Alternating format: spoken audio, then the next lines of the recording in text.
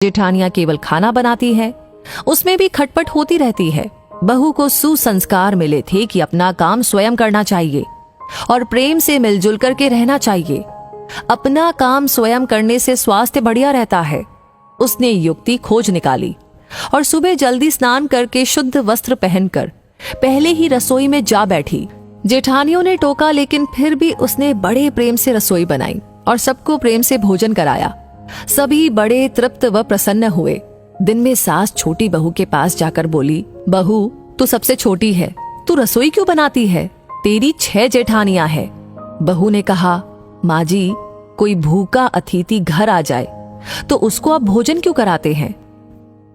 सास ने कहा, बहू, शास्त्रों में लिखा है कि अतिथि भगवान का स्वरूप होता है, भोजन पाकर वो तृप्त होता है, तो भोजन कराने वाले को बड़ा पुण्य मिलता है। माँ जी, अतिथि को भोजन कराने से पुण्य होता है तो क्या घर वालों को भोजन कराने से पाप होता है? अतिथि में भगवान का स्वरूप है तो घर के सभी लोग भी तो भगवान का ही स्वरूप है, क्योंकि भगवान का निवास तो जीव मात्र में है। और माँ जी, अन्न आपका, बर्तन आपके, सब चीजें आपकी हैं। मैं जरा सी मेहनत करके सब में भगत भाव रख के रसोई बनाकर खिलाने की थोड़ी सी ही सेवा कर लूं तो मुझे पुण्य होगा कि नहीं होगा? सब प्रेम से भोजन करके तृप्त होंगे, प्रसन्न होंगे तो कितना लाभ होगा। इसलिए माँ जी, आप रसोई मुझे बनाने दीजिए, कुछ मेहनत करूंगी तो स्वास्थ्य भी बढ़िया रहेगा। सास ने सोचा कि बहू की बात तो ठीक है, हम इसको सबसे छोटी समझते हैं, पर इसकी बुद्धि सबसे अच्छी है। दूसरे दिन सास सुबह जल्दी स्नान करके रसोई बनाने बैठ गई। बहुओं ने देखा तो बोली, माँ जी, आप परिश्रम क्यों करती हैं? सास ने कहा, तुम्हारी उम्र से मेरी उम्र ज्यादा है, मैं जल्दी मर जाऊंगी। मैं अभी पुण्य नहीं करूंगी तो फिर कब करूंगी? बहुएं बोली, माँ जी, इसमें पुण्य क्या है? ये तो घर का काम है। सास बोली, घर का काम करने से पाप होता है क्या? जब भूखे व्यक्तियों को, साधुओं को भोजन कराने से पुण्य होता है तो क्या घर वालों को भोजन कराने से पाप होता है?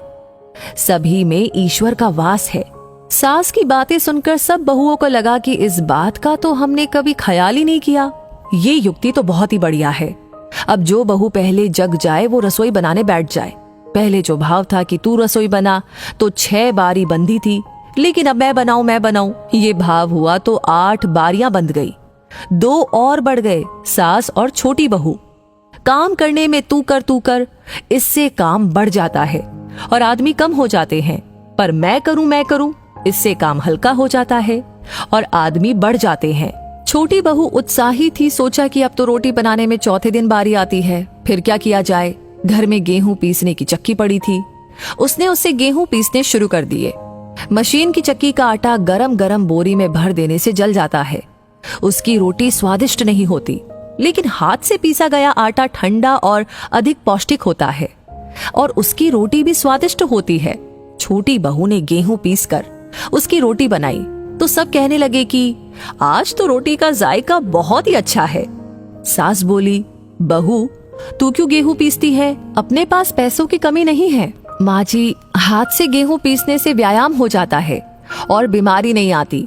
दूसरा रसोई बनाने से भी ज्यादा पुण्य गेहूं पीसने का है। सास और जेठानियों ने जब सुना तो लगा कि बहू तो ठीक ही कहती है। उन्होंने अपने अपने पतियों से कहा कि घर में चक्की ले आओ, हम सब गेहूं पीसेंगी। रोजाना सभी जेठानियां चक्की में 2-2.5 सेर गेहूं पीसने लगी।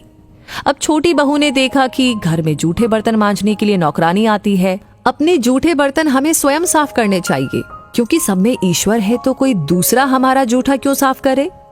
अगले दिन उसने सब बर्तन मांज दिए तो सास बोली, बहू, विचार तो कर, बर्तन मांजने से तेरा गहना घिस जाएगा, कपड़े खराब हो जाएंगे। माँ जी, काम जितना छोटा उतना ही उसका महात्म्य ज्यादा। पांडवों के यज्ञ में भगवान श्री कृष्ण ने जूठी पत्तले उठाने का काम किया था। दूसरे दिन सास बर्तन मांजने बैठ गई। उसको देख कर के सब बहुओं ने बर्तन मांजने शुरू कर दिए। घर में झाड़ू लगाने नौकर आता था। अब छोटी बहू ने सुबह जल्दी उठ करके झाड़ू लगा दी। सास ने पूछा, बहू, झाड़ू तूने लगाई है?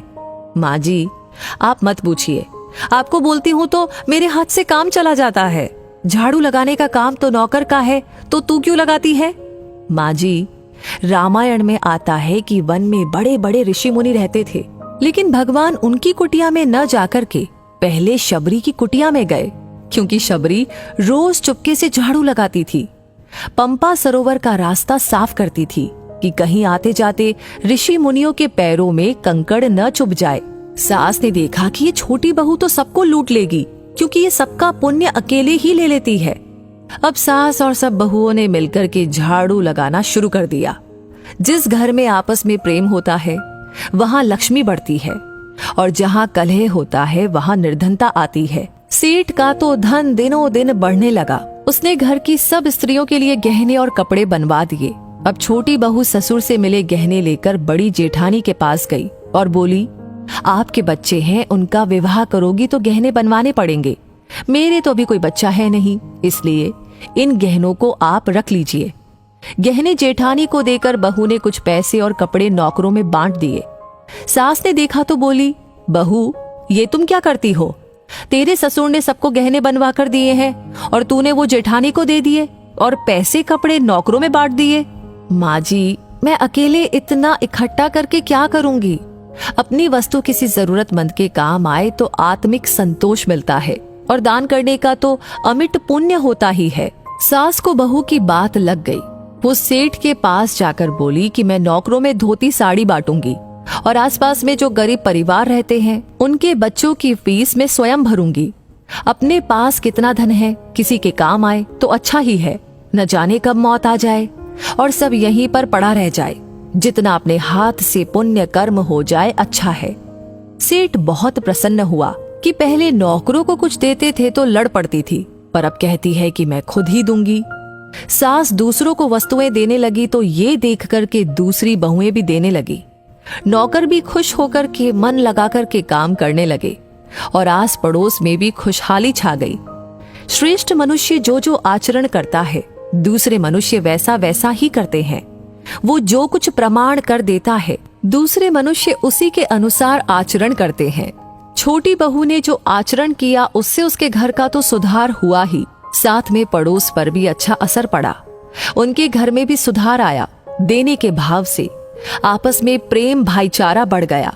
इस तरह बहू को सत्संग से मिली सूझबूझ ने उसके घर के साथ अनेकों घरों को खुशहाल कर दिया। तो दोस्तों, इस कहानी को सुनते हुए आप क्या महसूस कर रहे थे? आपकी क्या राय है? हमें कमेंट सेक्शन में लिख करके अपनी राय जरूर बताएं। लाइक ऑलरेडी आपने कर दिया है तो इस कहानी को बहुत सारे लोगों के साथ शेयर करना बिल्कुल ना भूले, क्योंकि आपका हर एक लाइक, हर एक कमेंट, हर एक शेयर हमें प्रेरणा देता है ऐसी कहानियों पर काम करने के लिए, आप तक पहुंचाने के लिए। तो हमेशा ऐसी कहानियां आपको मिलती रहे, उसके लिए करना होगा एक छोटा सा काम, हमारे पेज को फॉलो कर लीजिए। तो मैं मिलूंगी आपसे बहुत जल्दी ही और ऐसी कहानियों के साथ। तब तक के लिए कहूंगी धन्यवाद।